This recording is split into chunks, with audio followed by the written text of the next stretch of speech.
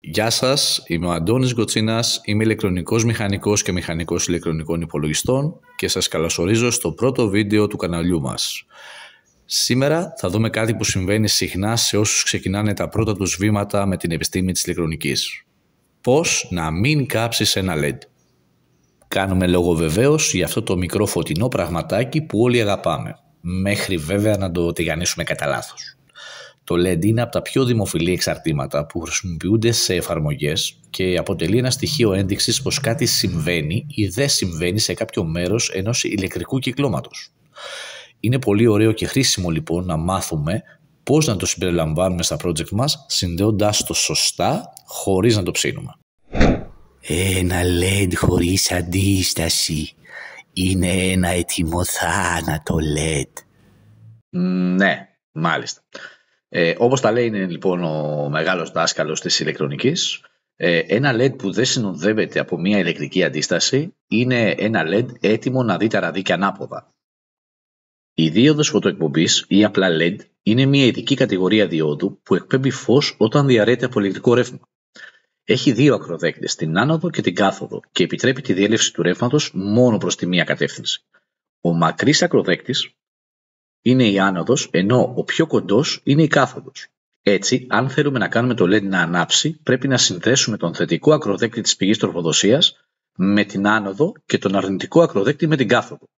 Αν τους συνδέσουμε ανάποδα, η δίωδος μπλοκάρει τη διέλευση του ρεύματος και παραμένει σβηστή.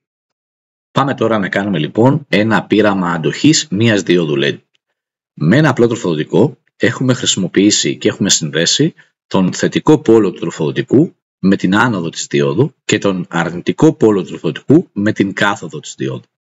Βάζουμε μπροστά το τροφοδοτικό μας και ρυθμίζουμε μια αρχική τάση στα 3,1 V. Παρατηρούμε ότι το LED ανάβει αρκετά δυνατά και το διαπερνούν γύρω στα 20 mA. Πάμε να αυξήσουμε λοιπόν λίγο την τάση τροφοδοσίας στο LED. Αυξάνοντας την τάση τροφοδοσίας στα 4,3 V περίπου, παρατηρούμε ότι η φωτεινότητα του LED αυξάνει επίσης σημαντικά. Το ρεύμα όμως που διαρρέει αυτή τη στιγμή το LED έχει αυξηθεί και αυτό σημαντικά και είναι γύρω στα 150 mA. Όπως είναι γνωστό, ένα κοινό LED αντέχει συνήθως ρεύμα 10 έως 20 mA. Πάνω από αυτό το όριο κινδυνεύει να καεί. Για μεγαλύτερη διάρκεια ζωής συνιστάται να λειτουργεί γύρω στα 15 mA ή και λιγότερο. Στην περίπτωσή μας, το LED μας διαρρέεται από 150 mA, το οποίο είναι κατά πολύ περισσότερο από το επιτρεπόμενο ρεύμα των 20 mA. Αυτό έχει ως αποτέλεσμα το LED μας να θερμαίνεται αρκετά, να ζορίζεται και να μετράει αντίστροφα το χρόνο μέχρι να μας αποχαιρετήσει. Αυξάνουμε ακόμα λίγο την τάση τροφοδοσίας στα 5,3 V περίπου. Το LED αυξάνει και αυτό τη φωτεινότητά του, όμως παρατηρούμε ότι το ρεύμα που καταναλώνει μειώνεται. Το LED μας θερμαίνεται πολύ και δεν πρέπει να μας ξεγελά το φαινόμενο της φωτεινότητάς του. Στην πραγματικότητα έχει σχεδόν καταρρεύσει εσωτερικά. Δίνοντας ακόμα μεγαλύτερη τάση τροφοδοσίας, το LED καταρρέει και η φωτεινότητά του αρχίζει πλέον να μειώνεται σημαντικά. Αν συνεχίσουμε να αυξάνουμε την τάση τροφοδοσίας, το LED μας χαιρετά για πάντα χωρίς κανένα σημάδι φωτός. Πάμε να δούμε όμως τώρα πώς μπορούμε να το προστατέψουμε.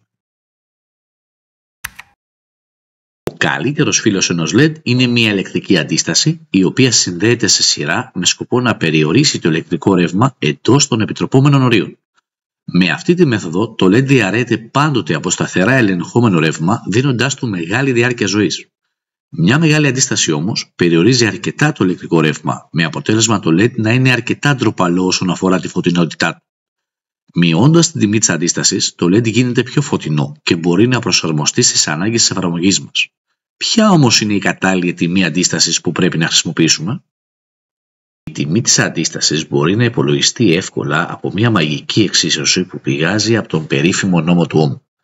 Αν αφαιρέσουμε την τιμή της τάσης στα άκρα του LED από την τιμή της τάσης τροφοδοσίας και διαιρέσουμε αυτή τη διαφορά με την τιμή του ρεύματος που πρέπει να διαρρέει το LED, τότε θα λάβουμε την τιμή της αντίστασης. Πώς όμως μπορούμε να γνωρίζουμε ποια είναι η τάση στα άκρα του LED και ποιο είναι το επιτρεπόμενο ρεύμα? Στην περίπτωση που γνωρίζουμε τον κατασκευαστή του LED, ανατρέχουμε στο φυλάδιο δεδομένων που αυτός παρέχει και αναζητούμε την παράμετρο της τάσης ορθής φοράς. Αν σκρολάρουμε προς τα κάτω το φυλάδιο δεδομένων, θα δούμε την παράμετρο της τάσης ορθής φοράς ή ορθής πόλωσης για το χρώμα του LED το οποίο χρησιμοποιούμε. Στην περίπτωσή μας είναι ένα πράσινο LED στα 2,2 με 2,5V τάση ορθής φοράς και ένα ρεύμα 20 mA. Μπορούμε να δούμε και παραμέτρους όπως η ανάστροφη τάση πόλωσης, η οποία είναι στα 5V και συμβολίζει την τάση που μπορεί να αντέξει το LED αν συνδεθεί ανάποδα. Ας επιστρέψουμε στη μαγική μας εξίσωση και ας αντικαταστήσουμε τις τιμές. Στην τάση LED βάζουμε την τάση ορθής φοράς από το φυλάδιο δεδομένων που είναι 2,2V. Η τάση τροφοδοσίας μας είναι 5V και ας θέσουμε το μέγιστο ρεύμα που μπορεί να αντέξει αυτό το LED στα 20 mA. Αυτό θα μας δώσει μια τιμή αντίσταση στα 140 Ω. Επειδή ίσως να μην μπορούμε να βρούμε μια αντίσταση με ακριβώς αυτή την τιμή, χρησιμοποιούμε την πιο κοντινή σε αυτή την τιμή αντίσταση που κυκλοφορεί στο εμπόριο, η οποία είναι στα 150 Ω. Αν θέλουμε να μην φτάνουμε το LED στα ωριά του, μπορούμε να κάνουμε ξανά υπολογισμό της αντίστασης για ένα μικρότερο ρεύμα, παραδείγματος χάρη 15 mA, και να επιλέξουμε μια μεγαλύτερη τιμή αντίστασης. Ακολουθήστε το σύνδεσμο που έχουμε αποθέσει στα σχόλια για να οδηγηθείτε στο περιβάλλον του Tinkercad και να πειραματιστείτε με την κυκλωματική διάταξη σύνδεσης ενός απλού LED ή χρησιμοποιήστε το breadboard και τα δικά σας εξαρτήματα για να εξοικειωθείτε με τη διαδικασία σύνδεσης ενός LED σε μία κυκλωματική διάταξη.